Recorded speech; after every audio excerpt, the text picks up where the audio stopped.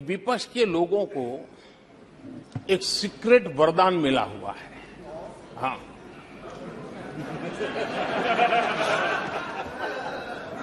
Secret वरदान मिला हुआ है जी।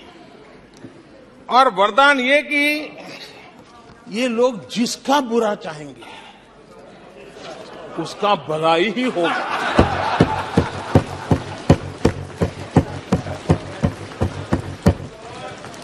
एक उदाहरण तो आप देखिए, मौजूद है। 20 साल हो गए, क्या कुछ नहीं हुआ, क्या कुछ नहीं किया गया, लेकिन भलाई होता गया। तो आपको बड़ा सीक्रेट वरदान है जी।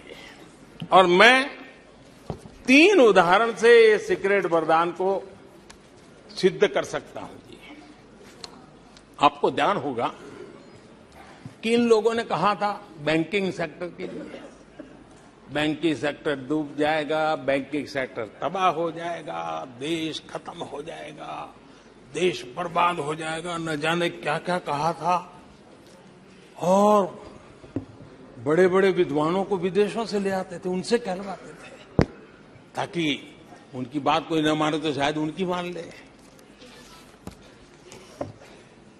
हमारे बैंकों की सेहत को लेकर के भांति भांति की निराशा, अफवाह फैलाने का काम इन्होंने पुरजोश किया। और जब इन्होंने बुरा चाहा बैंकों का, तो हुआ क्या?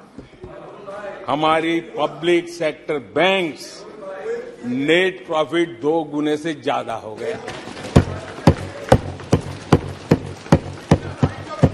इन लोगों ने फोन बैंकिंग घोटाले की बात, इसके कारण देश को एनपीए के गंभीर संकट में डुबो दिया था। बीते दिनों की बात हो रही है, लेकिन आज जो उन्होंने एनपीए का अंबर लगा के गए थे, उसको भी पार कर करके हम एक नई ताकत के साथ निकल चुके हैं। और आज सुबह निर्मला जी ने विस्तार से बताया है कि कितना प्रॉफिट हुआ है। दूसरा उदाहरण, हमारे डिफेंस के हेलीकॉप्टर बनाने वाली सरकारी कंपनी एचएएल, ये एचएएल को लेकर के कितनी भली बुरी बातें इन्होंने करी थी।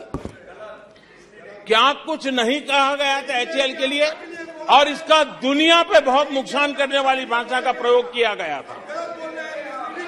और एचएएल तबाह हो गया है,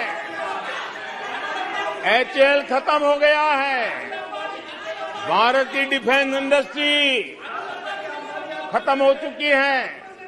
ऐसा न जाने क्या क्या कहा गया था एचएएल के लिए। इतना ही नहीं, जैसे आजकल खेतों में जाकर के वीडियो शूट होता है,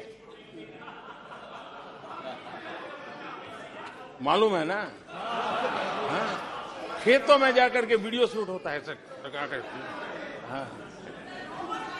वैसा ही उस समय एचएएल फैक्ट्री के दरवाजे पर मजदूरों की सभा करके वीडियो शूट करवाया गया था और वहां के कामगारों को भड़काया गया था। अब तुम्हारा कोई भविष्य नहीं है, तुम्हारे बच्चे मरेंगे, भूखे मरेंगे, एचएएल डूब रहा है। देश की इतनी महत्वपूर्ण इंस्टीट्यूट को